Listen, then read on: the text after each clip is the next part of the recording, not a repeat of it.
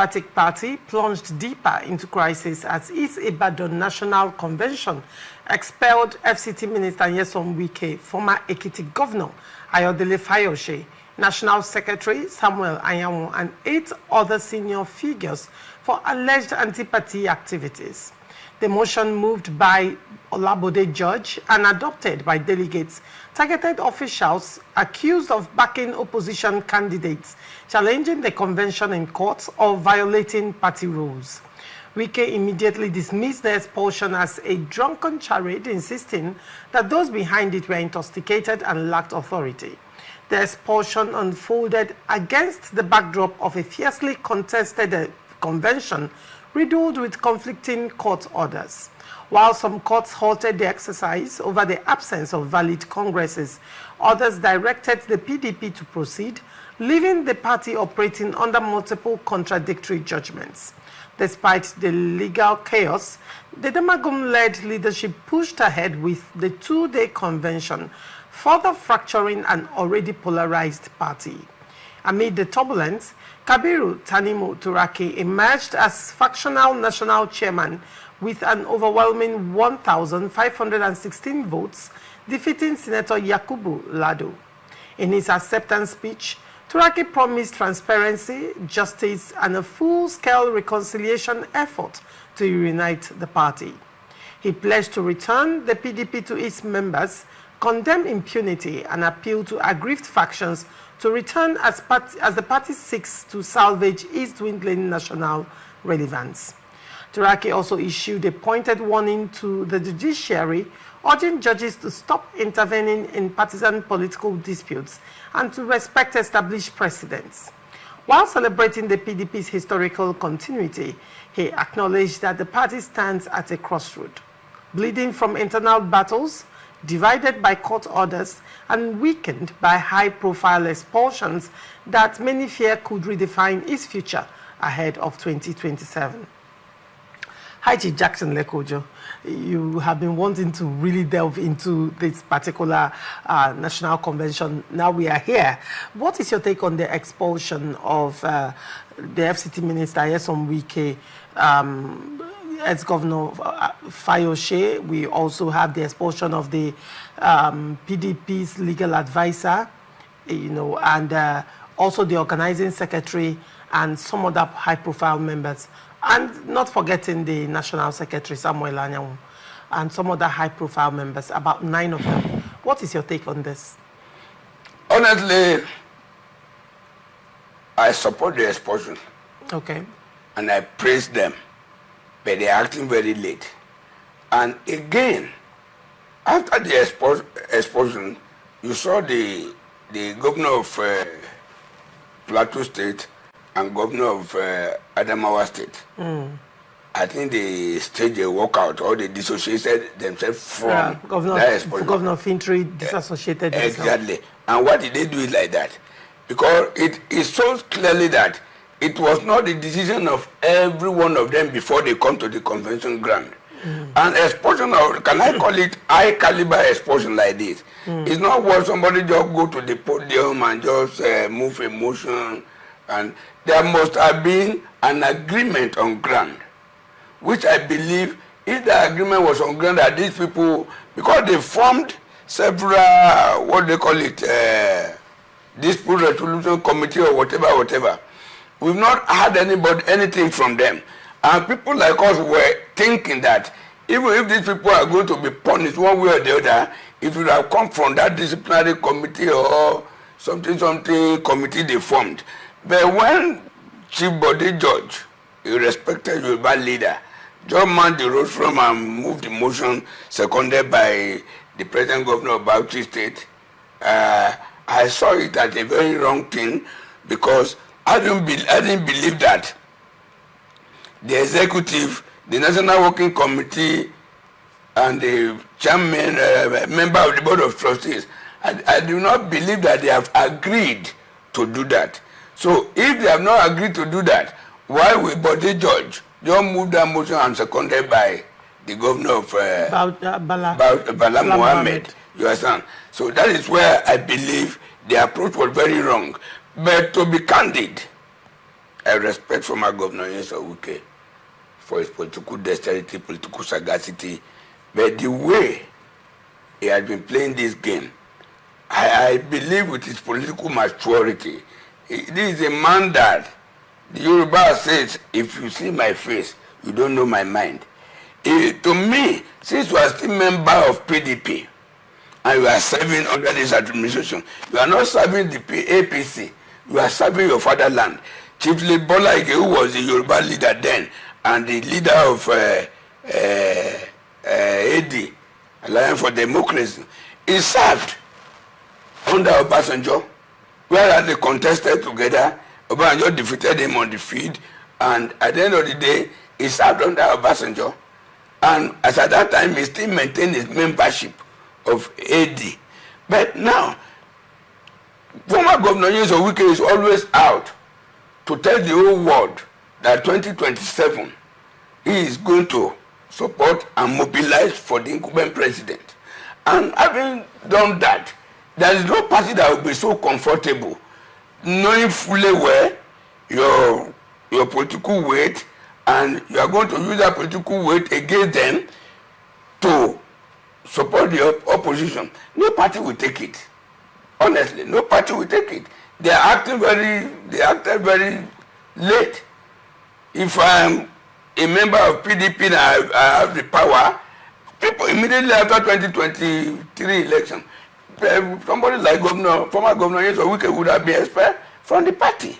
When you say immediately after the 2023 election, one would say what actually happened before the 2023 election? What happened in the 2023 election? What gave rise to this whole thing that has happened?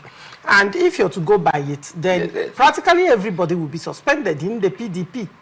Because 2023 saw, not just within the PDP, but Labour Party, the APC, across board, both the national elections, the gubernatorial elections, and all of that.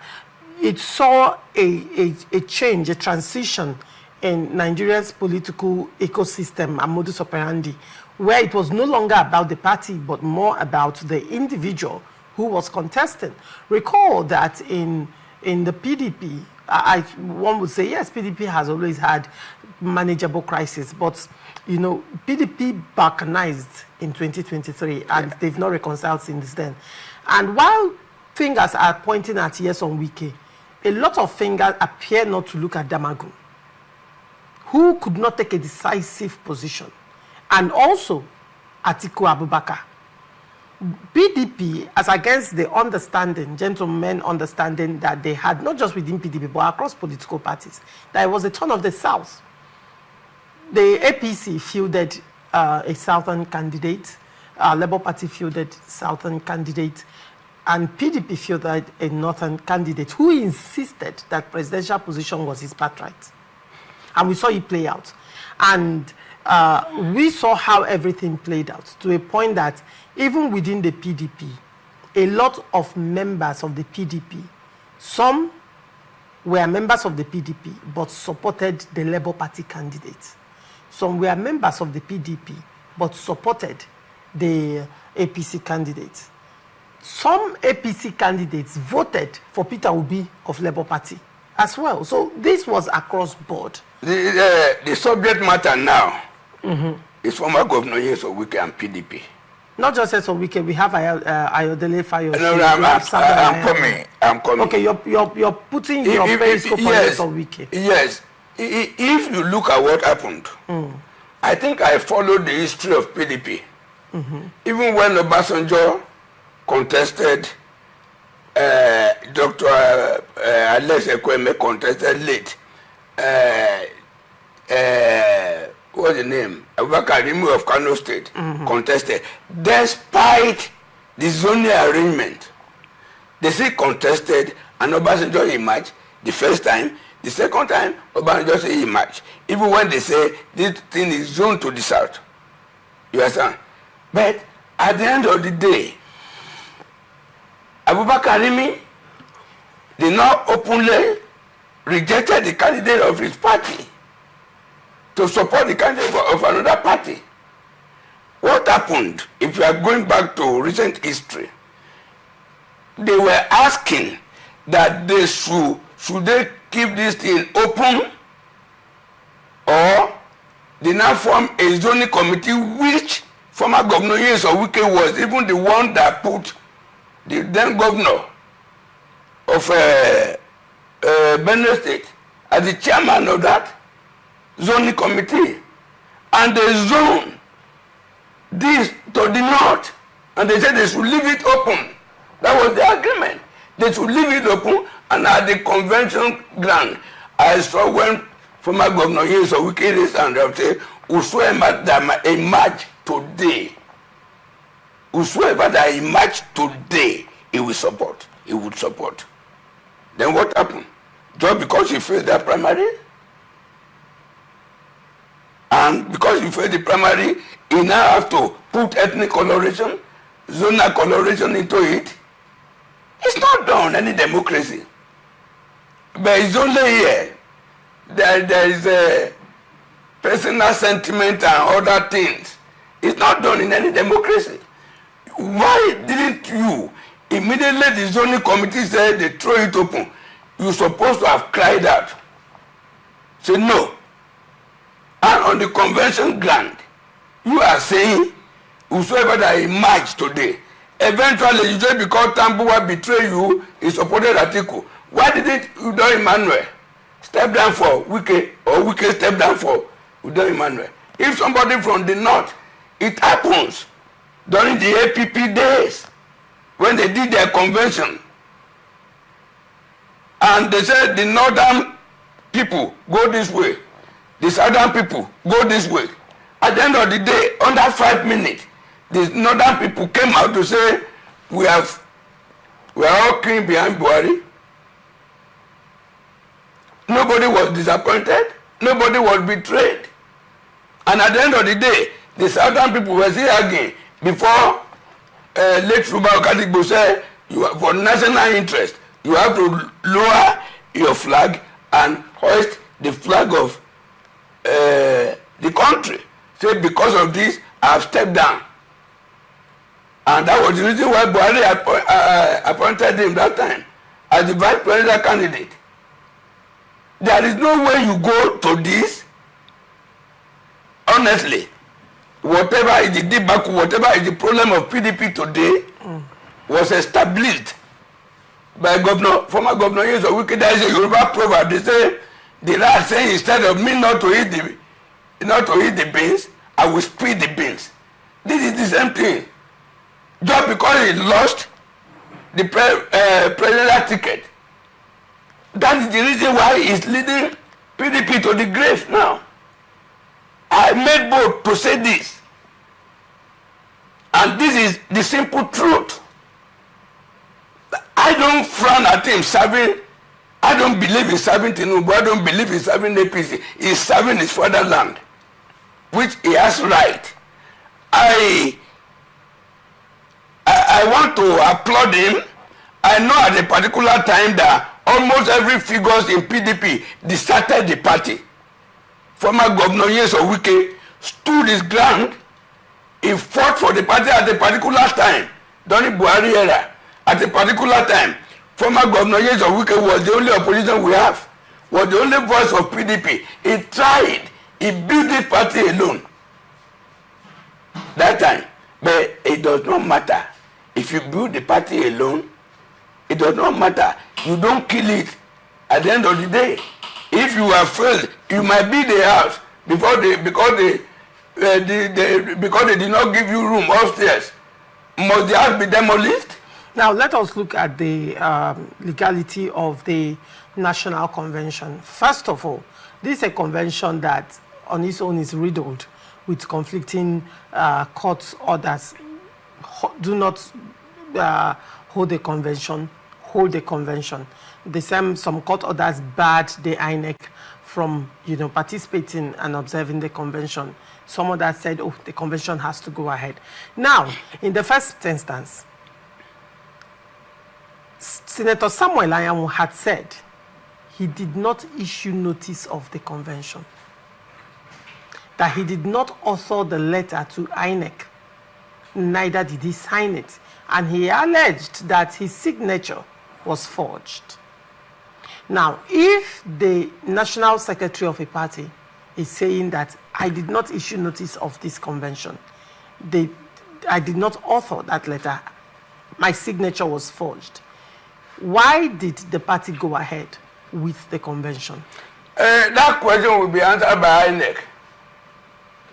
And we have forensic expert that will eventually dictate if Senator Samuel Anyanwu's signature was forged.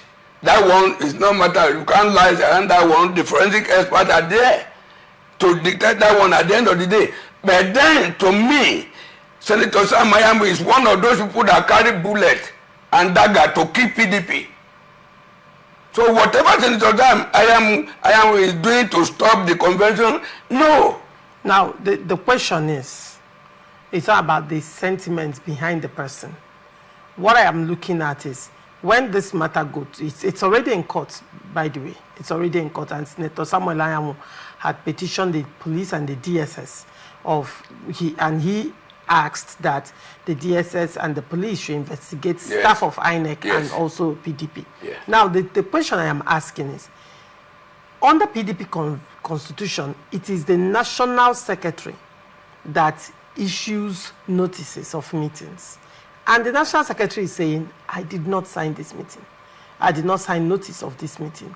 If he is saying he did not sign notice of the meeting, question is, why didn't the National Working Committee go back to the drawing table and, ensure that the proper notice of meeting comes from him? I understand the politics you're looking at, that it could be intentional by Senator Samuel Anyanwu. Yes. Now, if the party is saying, oh, we are delving more into crisis, why not find a way around it? But going ahead, because now the matter is in court, and like it or yes, if they went ahead with that convention and Senator Samuel Anyanwu is saying, I did not issue notice of that meeting, how do you think that meeting will be seen as authentic? Well, honestly, I don't like to talk around Senator Samuel Anyanwu because there is no way I talk around him that I will not offend him in person. Because I see him as one of those people that carry bullet and gun, that PDP must die. So, the former president of Nigeria some time ago recently said, you can only wake somebody that is not faking sleep. Somebody that is faking sleep, you can't wake him. There wouldn't have been any way anyone could satisfy Samuel Anyanwu, because somebody like this are bent on killing the party. You wouldn't satisfy him. And I want us to follow this thing up. All right. Concerning that signature of a thing, if forensic experts study it and discover that it was forged, I ask INEC to deregister PDP. But then, if that signature was not forged, I think Senator Samuel Anyanwu know the implication of such a humongous kind of statement, lies. But then, let me leave it aside. I know, with serious consultation, if judiciary of Nigeria will remain judiciary that is welcome, that is respected anywhere in the world, not this kind of judiciary we have these days that nobody trusts. The poorest man in the street do not have trust in judiciary. A lot of people now, instead of them to go to court, they want to be lawless. That is taking law into their hands. Because the Supreme Court, the highest court of the land, they have made a statement which has become a law, because the pronouncement of the Supreme Court is automatically a law. They said there is nobody that has the right to intervene or interfere in a political party's internal now, if that is the case, so that is what I believe, that even if there's two conflicting this popular judge in Abuja, Omotosho in Abuja, and the one in Ibadan. Both of them. At the end of the day, I think they should move from High Court to High Court. They should go to Court of Appeal. At the end of the Court of Appeal, no matter who may favor, let me see if Supreme Court will reverse itself. Now, let's look at it. So I'm very, very optimistic that this convention will stand. All right, very well. First of all, the matter went to court over the issue of the convention. And don't forget, it was before the High Court in Abuja, by Justice James Omotosho, who, halted that convention. Now, you're saying that PDP is premising their convention on the Supreme Court judgment. Yes. Now, yes, there was a Supreme Court judgment. Now, if they were premising their judgment on the Supreme Court judgment, there was no need for them to go to Ibadan or your state High Court.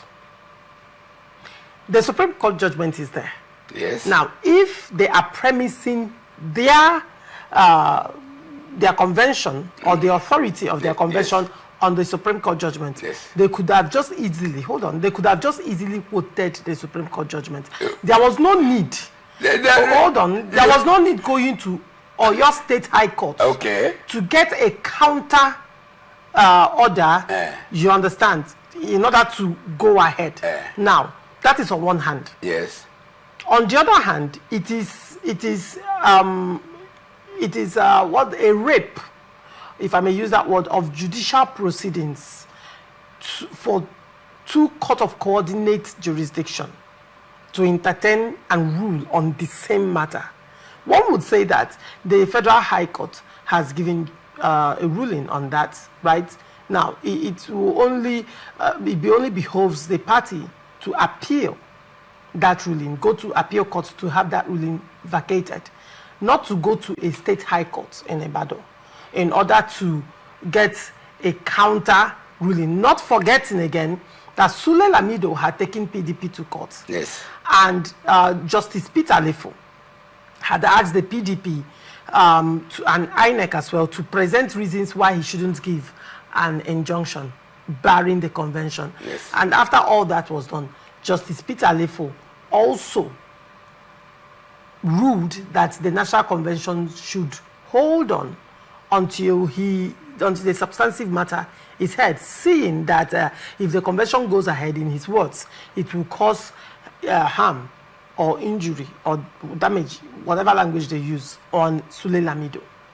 Do you understand? Yes. Now, that was it. And he also premised his ruling on that of Justice James Omotosho, because coordinate courts, sister courts, cannot give conflicting ruling on the same matter. Good. That is the bastardization of the judicial system we have in this country. Okay. At the opening of this program, we saw that a Federal High Court has ruled against those people that sued Tinubu to court over the state of emergency. Was the matter not already in the Supreme Court? The matter was already in the Supreme Court. Some part of the matter was already in the Court of Appeal. Why do we still allow a court to entertain it at the lower court, at the High Court? If you listen to that, the judge refused to look at the merits of the matter. I am coming somewhere. Go ahead. Good. You said if these people relied on the decision of the Supreme Court, why do they need to go to court? They need to go to court because immediately the High Court rule, they cannot jump to Supreme Court immediately. Appeal court is there. Appeal court is there. Yes. They are not even supposed. If what we are saying is that if they are relying on the Supreme Court, they are not supposed to equally jump to appeal court. No, hold on, Justice. High Chief Jackson Lekojo. Are you aware that Court of Coordinate Jurisdiction? Yes. Cannot rule on the same matter. That is cannot even give conflicting. That is the abnormality that become a norm in Nigeria over the years. It's not matter. It's not issue of PDP. The question is, why didn't PDP appeal that ruling at an appeal court, a higher court? Why go? And again, that even brings to mind in the first instance, this was not a state matter. Yes. A PDP or your state matter. It was PDP national. PDP is holding the convention. The PDP is holding the convention hold on. in Oyo State. Hold on. And that is the reason why they have to approach Oyo State High Court. Regardless of whether it's Oyo State or not. INEC is part of that suit, correct? Yes. Is INEC a state institution? It's not a state institution. It's a federal institution. Yes. Your guess is as good but as mine. But the subject matter. Your guess the subject matter is... The subject matter is not Ibadan. The subject matter that is holding in Ibadan. Okay, very well. Is it PDP State Convention or PDP National Convention? PDP National Convention. Your guess is as good as mine again. Yes. Now, having established the fact that this is a national issue that has one of the federal bodies as a respondent in the matter, you think in this instance that the State High Court enjoys the same exclusive reserve of a federal high court to entertain the matter? That is why I've said it, that the judicial system in Nigeria is already bastardized. And we are not going to be arguing it today because of PDP. There are several times we've seen a situation that happened in Rivers State here, that somebody went as far as to Jigawa State to go and get order. We've seen situations that happened in Bayelsa, that somebody got order from Bauchi State. Now the thing is, it is within the jurisdiction of state high courts, yes, regardless of where they are. But now we are looking at federal, national, PDP at the national level, with a federal agency. Let me finally submit on this issue. Yes, please go ahead. That the judicial system in Nigeria is the problem. Is the problem of all this. All right. Is the problem of all this.